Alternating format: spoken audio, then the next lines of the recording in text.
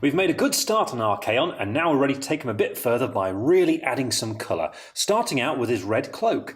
Now to do this, the first colour you need is corn red, and this will be applying using the medium base brush. Because it's such a large area, you might even want to go for a larger brush for some parts on it. But all you've got to do is get your paint ready, so you've got a good amount on your palette and loaded onto your brush, and well, all you've got to do is start base coating this onto the cloak. Now, as you're doing this, just be careful whenever you're getting close to his body, just so you don't get any of this on the black or the gold that you completed so far. And you can see, especially around this area here, it's a little bit tricky, so just take your time with that part. But you will need to apply 2 thin coats of this colour to get a good strong finish, and that is important to get for the next step. Once you've finished building up that base coat of corn red, you're ready to start adding some shade to really give this cloak some depth. Now, I want to go for a really rich red for this, so I'm actually going to shade it using Druchii Violet, which is a little bit unusual, but you see it's going to look really nice. And I'm going to be quite focused about how I apply it, so for that reason, I'm going to be applying this with my medium layer brush. Although a small layer brush is a good alternative for this, because really what you want is a good tip on your brush. So use your palette to get that, and when you're ready, what you're looking to do is to paint this into all the creases in the cloak. So we've got some great examples around here. What I'm going to do is just paint down the whole length of the cloak in these little recessed areas, such as there and along there, going all the way up to the end of it like that. Now you want to be as neat as possible as you're doing this, but if you do make any mistakes, just let the shade dry, then neaten up once again with corn red before you continue. The shade is now completely dry, and I've also neatened up that corn red as well. And whilst doing that, I found a few parts were a little bit thin, so just applying that extra layers, giving us that nice strong red. And now we're ready to begin highlighting the cloak. Now to do this, we're going to be starting out by using Evil Sunz Scarlet, and this I'm going to be applying using my small layer brush, because we want very precise thin lines for this. So make use of your palette to thin that paint down so it's flowing nice and smoothly, and also to control your brush so you've got a really good tip on it. So just get that ready. There we go, and what we're looking to do here is, well, pick out all those sharp details on the cloak, and it's nicely defined, the detail on this cloak, so it's quite straightforward which bits to look for. You're looking for kind of sharper corners like we've got down here, and all you've got to do is keep your hand as steady as possible and just follow that line all the way down. There we go, so you just need to carry on doing that on all the lines on the cloak. And do the edge as well, in which case you can actually use the side of your brush, they'll allow it to get that nice sharp line nice and quickly. I finished applying that highlight, and now there's just one more to add just to really finish off that cloak, and this is going to be Fire Dragon Bright, which is going to be a very extreme highlight. So for that reason, I'm going to use my Artificer brush to apply this, because we don't want to put on loads at once. And in fact, to my palette, I'm going to thin my paint down a little bit more than normal so that it applies nice and thinly. So you're looking for that kind of consistency there like that. And make sure you don't have too much on your brush. And all you're looking to do here is to paint this in the very sharpest details of the cloak. So we're looking at the torn edges mostly, such as here, for example. I'm just going to paint a very small amount just on that edge there, just to really bring out the sharpness of that detail like that. And really all you've got to do now is just carry on going around the cloak, doing this all the way around just to finish it off.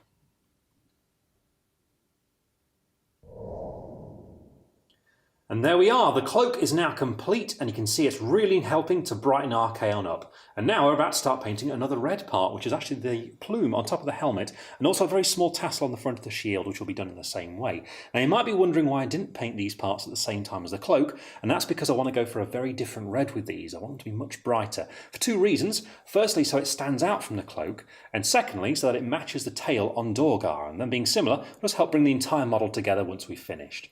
So for this, we're going to start out with a base coat of Mephiston Red, and then we'll shade all over these areas with Agrax Earthshade. Once the shade's completely dry, we're going to highlight first of all with Evil Sunz Scarlet, and then a very fine highlight of Trollslayer Orange. But starting out with our base colour, Mephiston Red, I'm going for my medium base brush to begin with this one, and what I'm looking to do is just get my paint ready in the usual way, and once you've got to about that kind of consistency there, it's just a case of base coating this onto the plume and the little tassel on the shield. Now the tassel on the shield is just this little part down here, and you just need to be really careful as you're base coating this on so you don't get the colour onto any of the details that you've done so far. But on the plume, well, it's just about inevitable that as you do this part, you're going to get some of that paint on the horns. I mean, you can see how close the plume is to the horns there. And in fact, that's why we've not painted any of the bone yet. So just carry on base coating this colour onto these areas, and you will need to apply 2 thin coats. With the base coat done, we're now ready to add some Agrax Earthshade onto the plume and also the tassel on the shield as well. Now on the plume I'm using my medium shade brush because it's quite large, but for the tassel I recommend switching to your small base brush for that, just to keep the shade under control. Now we do want to darken this plume down towards the end of it up here, but to do that we need to apply some more coats of Agrax Earthshade. We can't do that though until this first one is completely dry. The Agrax Earthshade is now completely dry and I'm ready to add my second coat, and this time I'm looking just to focus it towards the end of the plume. So I'm applying a good amount towards the end up here, but as I get close to the point where it's going to finish and go into the previous coat, I'm just going to make sure the shade is really thin to get a nice blend there like that. Now if you want this to get even darker, just let this coat dry and apply a third one in the same way, but this time just a little bit further towards the end of the plume. I've added a third coat of Agrax Earthshade onto the end of the plume and you can see it's darkened it down nicely. Now you can go further if you want to, just carrying on applying it in the same way, but once you're happy with it, the next colour to use is Evilson Scarlet, applied with your small layer brush this time, and this is to highlight the hair. So what we're looking to do is to paint the most raised parts of each strand like that with nice neat straight lines, so as neatly as you can. Now you're not looking to go all the way down, you're looking to go about that distance down to about there. And so we get a nice transition from the darker colour at the end to the lighter colour at the front.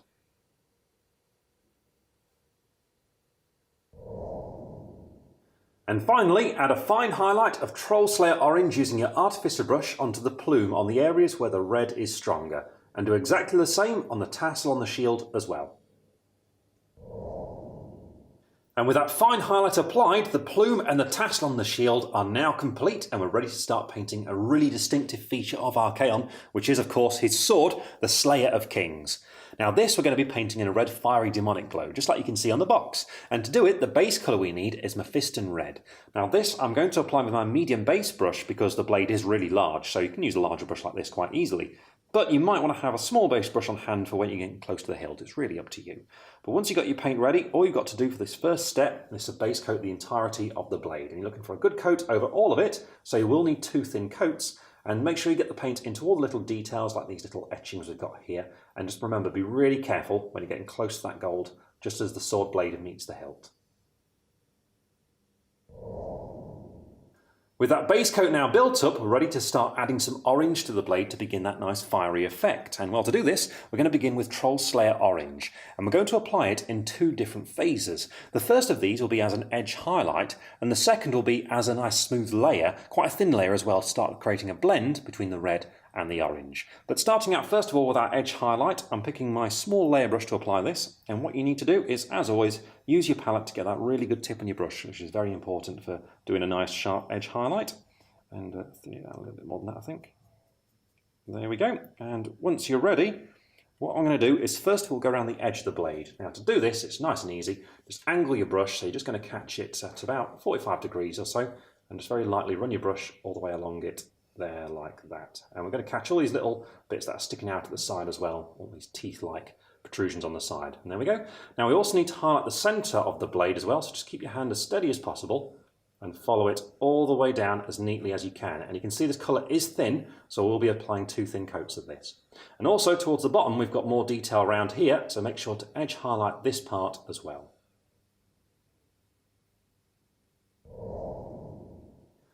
With that edge highlight finished, we're now ready for the next phase, which is to start layering. We're still with Troll Slayer Orange. And well, we're going to do 2 coats of this, and this is already quite a thin colour, but we want to take advantage of that here. So I'm going to thin it down with a bit more water than we normally would. So you're looking to try and get the paint to be kind of, well, even a little bit more than that, I think. There we are. We're looking to make it kind of like that. You see, it's nice and thin, and what we need to do is apply it thinly onto the blade. I'm using my medium layer brush for this because it will let me carry a good amount of this paint at once, and also it will help me focus it, because what we're looking to do here is to start on the centre of the blade, and what you're looking to do is to apply this, there, see how thin it is? And to apply it either side of that central line to widen it out. Always painting downward strokes like this down the blade, so we're kind of running down the length of it. And you're looking to go about halfway either side of that central line there, like that. Always keeping it thin. Then as you get close to the tip, just let it widen out a bit more, so we've got more orange towards the tip of the blade, there, like that. Now, as we get further to the bottom, we need to widen it out once again, this time going around that kind of demonic mouth that we've got. So just very smoothly start working around there. And once you finish this, let it dry completely before the next step. Then apply a second coat in exactly the same way. So it's still Troll Slayer Orange with the same mix with water. And this time what I'm looking to do is just focus it slightly more towards that central part of the blade, and also a little bit wider, well, a bit close to the top there, and also at the bottom a little bit closer to the mouth. And you can see now the second coat is much stronger than the first, and we're getting a nice transition between all the colours. The second coat is now dry, and you can see that orange is starting to build up nicely. And now we need to make the orange a bit stronger. So we're going to now use Fire Dragon Bright for our next layer. And this is going to be applied in the same way that we did with Troll Slayer Orange, only a little bit more focused this time. So 2 phases. First of all, an edge highlight, and then we're going to layer with it, but thinned down. But starting out with our edge highlight, I'm using my small layer brush once more. And what you've got to do is get the paint ready in, well, the same way as what we did previously. So thin it down with a bit of water, get a good tip on your brush. And what you're looking to do here is to go around all the sharper parts of the blade. So I'm going to go around the edge, once again angling my brush so I can just catch that corner and get a nice sharp line. Now you can leave a little bit of the darker orange in kind of just in between these little like tooth-like bits we've got here. So I'm just going to miss that part there, pick these teeth out. You see I'm just getting a nice little difference in colour just there to help bring out that detail. And also I'm going to highlight down the centre of that blade once again in exactly the same way that we did before.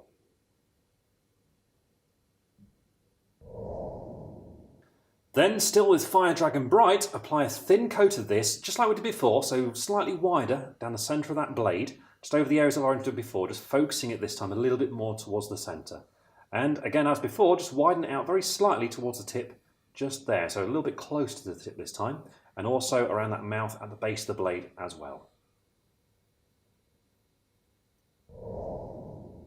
And there we are, the sword's looking good. However, it is possible whilst you're building up that orange that you can get some marks of quite, well, strong lines between the orange and the red. So a great way to help ease that is to apply a glaze of bloodletter, which is exactly what I'm going to do now. I'm going to use my medium shade brush to apply this because the blade is quite large, so you do want a fair amount of it. But just be careful when you're applying it that you don't lose control of it and get it on other parts of the model, in particular the hilt of the sword. And when you're ready, all you've got to do is apply a good coat of this across the entirety of the blade. And you see, do that just helps really enrich that red and bring those colours together. And be sure to give it plenty of time to dry once you're done. The glaze is now dry and the blade is looking fantastic, and all we've got to do to finish it off is to add some highlights. Now first of all, we're going to be going back to Fire Dragon Bright for a highlight, then we'll add a very fine highlight of Uriel Yellow before finishing it off with an even finer highlight of White Scar. So starting out with Fire Dragon Bright, I'm using my Artificer brush now, and what we're looking to do is to, well, follow those edge highlights that we did earlier on, really, to make them brighter and oranger again. So once you've got your paint ready, all you've got to do as neatly as possible, start painting over those areas. So once again, use the edge of your brush to go around the sides. And when you get to those little like teeth-like parts that are coming out, remember just to paint those, leaving a small amount of the darker colour where it kind of like curves in next to the flat of the blade. Just there, like that, really to bring those details out. And also down the centre of it, just to keep your hands as steady as possible and follow that centre line. Next, we're going to add a highlight of Uriel Yellow, still with the Artificer brush, and this time we're looking to paint this in very much the same kind of areas, only being a little bit more selective. You can see I'm being lighter about how I apply it there, and I'm just avoiding more areas, especially down the side of the blade. For example, this time I'm just leaving the orange showing either side of these straighter lines and painting a small amount towards the tips of these teeth-like protrusions. There, like that. Now also I'm going to be painting this down the centre of the blade, but I'm not going to go all the way down this time. Instead, I'm just going to carry down to around about here should be good. There we go. And then we'll pick up the yellow again further on, down towards the base of the blade as we get close to that mouth where it can match up with all the highlights down here. And finally, add a very fine highlight of White Scar. Now this is to be applied in much the same way, only just being a bit more selective about where exactly we're putting it. You can see I'm focusing it now towards all the sharpest details on the sword. And if you want, you can add some to these flatter edges as well, but make sure you don't put on too much, just a small amount like that, so you don't lose any of that orange and red.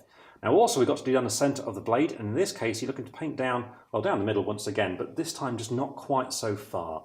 Instead, I'm just going to focus it towards the end, well, to around about there, I think. And don't forget as well, down towards the base of the blade, remember to do a little bit more around here, and also to go around this mouth, picking out all the sharpest details around here too.